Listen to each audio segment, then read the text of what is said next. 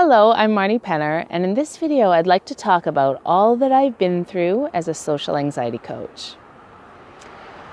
I jumped into social anxiety coaching because first I started out as an anxiety and depression coach for mothers.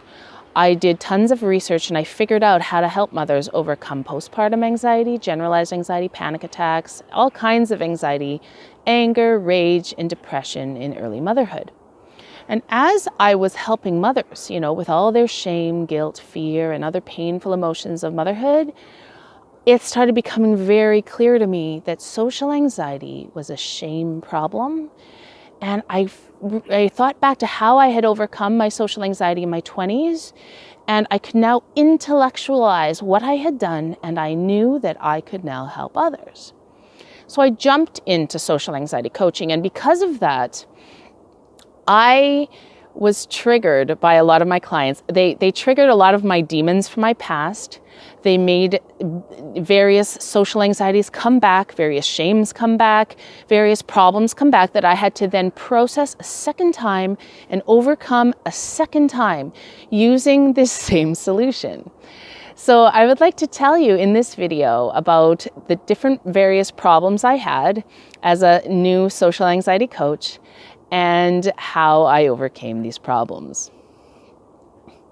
Okay, so one of the first problems I had was that one of my clients triggered a shame that I had not had since adolescence. I had this shame from puberty to about 15 years old. So I hadn't had this problem in decades, and one of my clients triggered it. And this caused social anxiety with men for about a week, and this was quite alarming.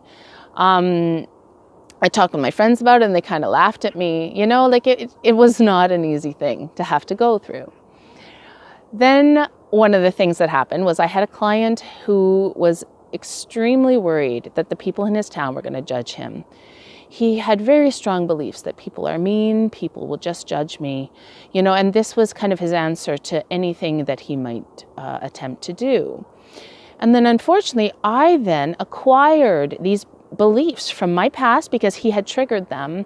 And then I too had social anxiety with everyone in my town. It was brutal. It was scary, for such a horrible problem from my past to come back. And and then in questioning, was this a good decision? Am I going to survive this profession? Right? But I did, and it went away. But there was one overriding fear this irrational fear that was kind of always there. And, and I tried addressing the irrational fear as irrational, but that didn't work. And then one day I had this and the irrational fear was that my crippling social anxiety from my 20s was going to come back. And I already knew that you can't address an irrational fear. And so one day I had this very serious talk with myself, and I said, Marni, you know that social anxiety is a shame problem. You can't address the irrational fears, you have to address the shame underlying it. What is the shame that is causing this irrational fear that your social anxiety is going to come back?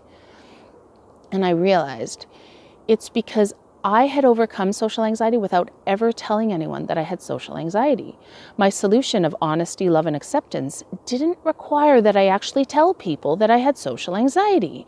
I just had to be honest about everything else. And so now that I was announcing over the internet to everyone and their dog that I used to have social anxiety, it was triggering my shame that I used to have social anxiety, which was morphing into the irrational fear that it was going to come back.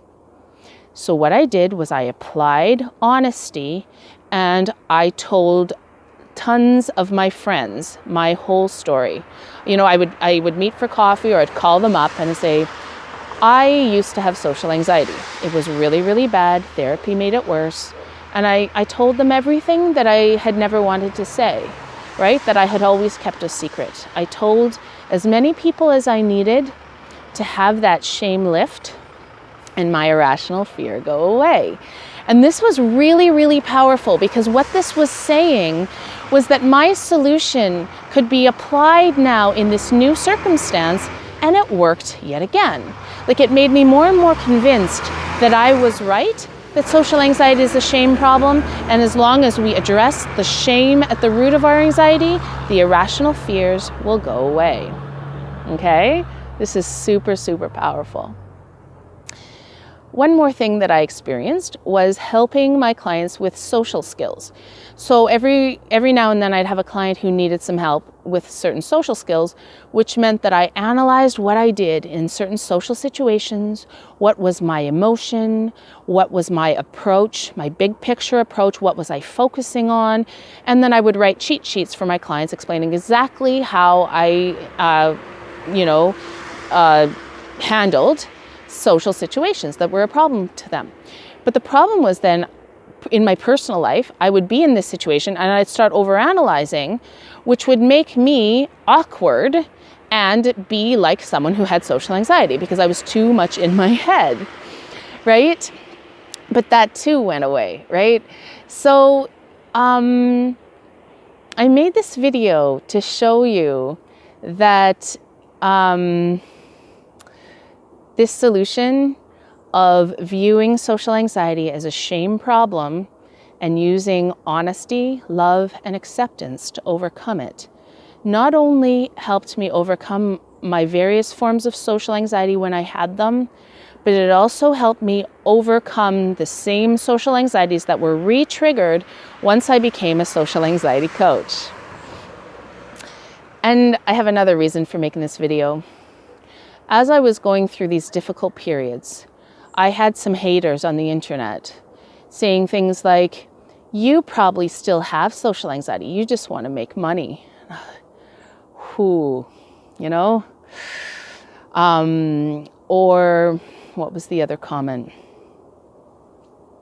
Oh, just things like, you're only making videos because you want to sell courses, right? Like, becoming a social anxiety coach and helping people with the most crippling, debilitating, horrible problem of my whole life was not an easy thing to do.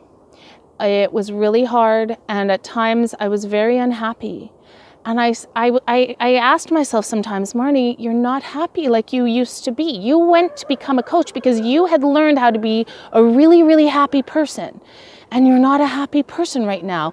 Was this the right choice? Is this what you want to do? Right? But I kept going and I overcame all these problems, and I may still be triggered and I may have some problems that last a week or 3, but I'm just going to keep applying the same solution because it works. And it's just going to make me a stronger person in the end. Who else can help people with a problem other than people who have overcome it themselves, right?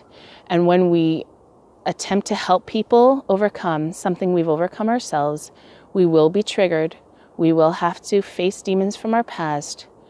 But I believe that it will make us a stronger person in the end. So this is my story of what it was like being a beginner social anxiety coach. I hope you found it helpful for your social anxiety. And what I really hope you get from this is that you don't have to be scared that your social anxiety is going to come back, because social anxiety is a shame problem. So as long as you keep applying the various forms of honesty, you can keep your shame and your social anxiety away.